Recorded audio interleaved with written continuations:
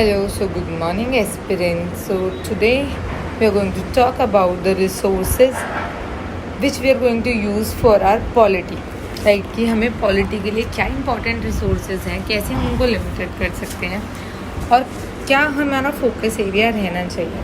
क्योंकि पॉलिटी मैंने GS paper 2 के एनालिसिस में बताया था, मेंस के पेपर में अकेला 140 to 130 मार्क्स के बीच में सिर्फ पॉलिटी था, तो you can not skip polity for that. और प्रीलिम्स पॉइंट ऑफ व्यू से देखें तो हम अराउंड 14 to 20 क्वेश्चंस आपके डायरेक्ट पॉलिटी से आते हैं. तो it has a huge demand in your UPSC exam. तो हम इसके रिसोर्स के बारे में सबसे पहले डिस्कस करते हैं. तो सबसे पहले रिसोर्स जो हमें लेना है, अगर हमारे बेसिक्स क्लियर नहीं होंगे तो हम कितनी भी स्टैंडर्ड बुक्स पढ़ लें, हम कितना भी कुछ भी पढ़ लें, वो वर्थ इट नहीं.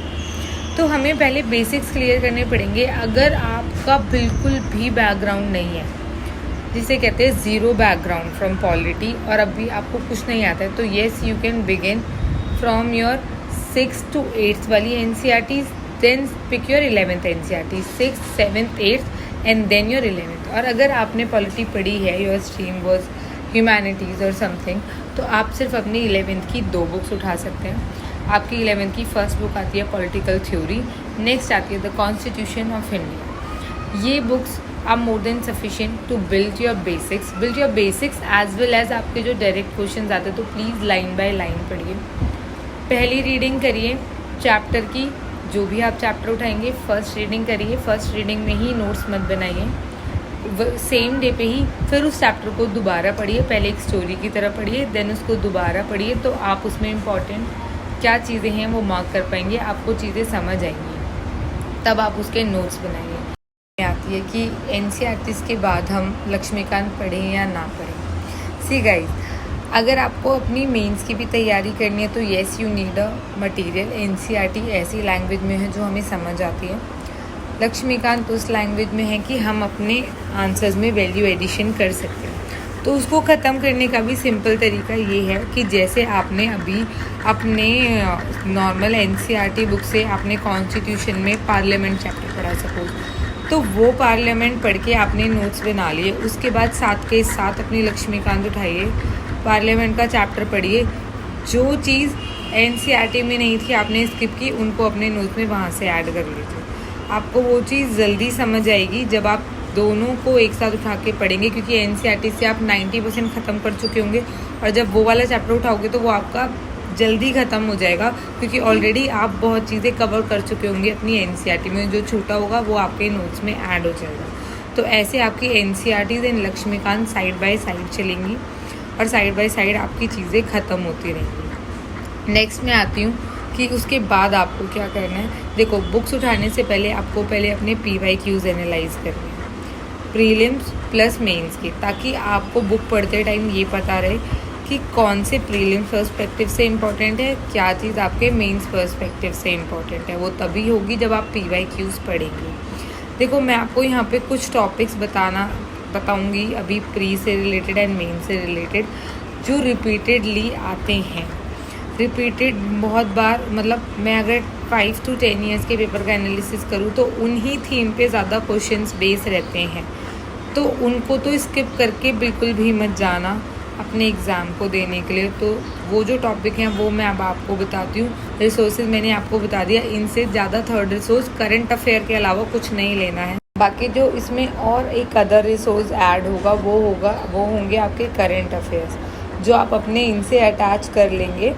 बस इतने रिसोर्सेज के साथ आपकी पॉलिटी कंप्लीट हो जाएगी. इससे ज़्यादा और कुछ मत उठाना, बस इसको ही रिवाइज़ कर लेना. अगर ये भी आपने 2 बार रिवाइज़ कर ली अपना मेंस देने से पहले या प्री देने से पहले, क्योंकि आपको पता रहेगा कौन से प्रीलिम्स ओरिएंटेड है, कौन से मेंस ओरिएंटेड है.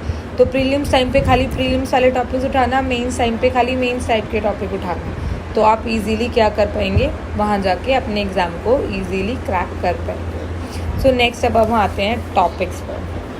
देखो, अगर मैं प्रीलिम्स के रिपीटेड क्वेश्चंस देखूं जिन थीम्स पे रिवॉल्व करते हैं, वो है आपका parliament, next is your fundamental rights, then your judiciary, then your directive principles, DPSPs, preamble, local institutions, emergency, president. अगर आपके 14 to 20 क्वेश्चंस आते हैं तो इसमें से आपके 10 to 12 क्वेश्चंस इसमें से ही कवर हो जाएंगे। नेक्स्ट जो है आपके जो क्वेश्चन आपके होंगे वो होंगे आपके current affair oriented.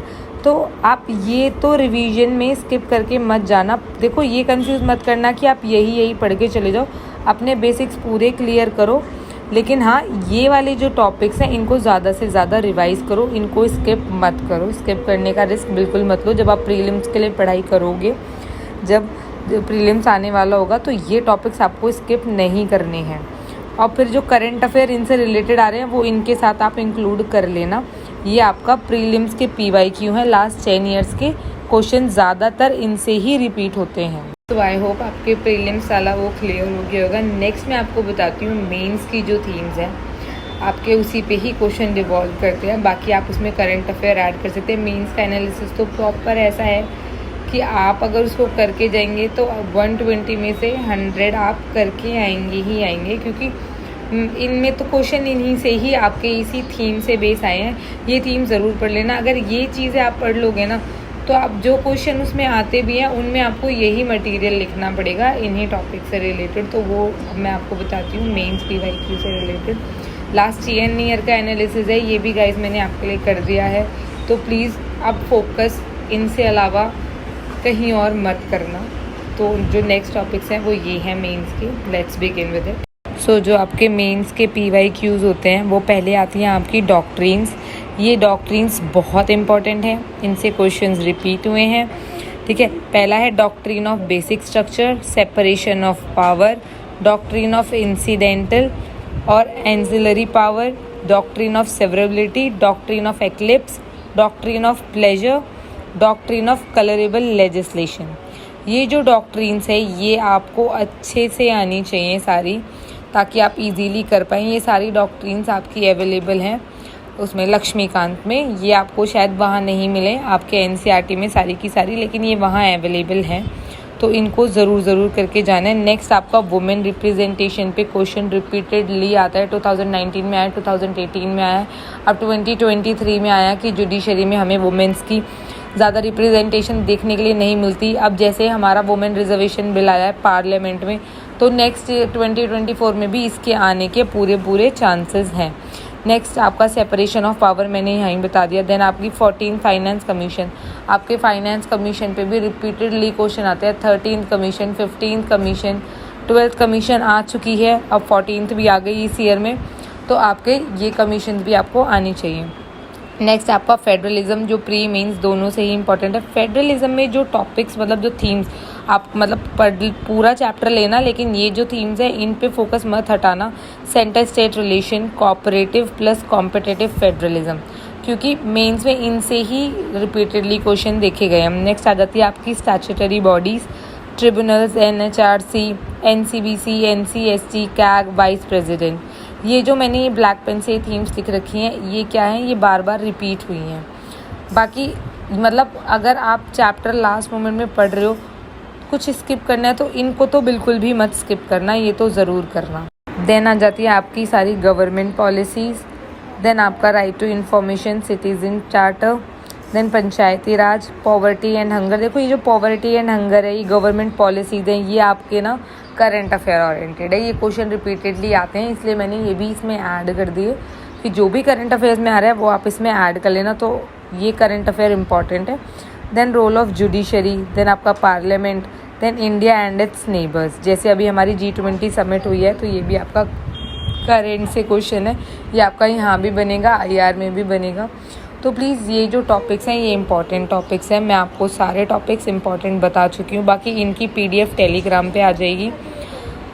Complete video आपको यूट्यूब पे मिलेगी, तो आप ये प्लीज़ देख लेना। और PDF आपको डाउनलोड करनी है तो आप इस पूरे शेड्यूल और ये इंपॉर्टेंट टॉपिक्स की PDF आपको मिल जाएगी टेलीग्राम चैनल। ये था आपका पॉलिटी सेशन। मैंने प्रीलिम्स मेंस दोनों के PYQs अच्छे से 10 ईयर करके आपको नहीं करने पड़ेंगे, वो टॉपिक्स मेंशन कर दिए हैं। तो अब आप चाहो तो इनसे लेके आप अपना पढ़ सकते हो। अगर आपको क्वेश्चंस का नेचर देखना हो तो आप एक बार जाके PYQs ज़रूर देख सकते हैं। पर अगर टॉपिक्स जानने तो वो टॉपिक्स मैंने मेंस प्री दोनों के मेंशन कर दिए हैं।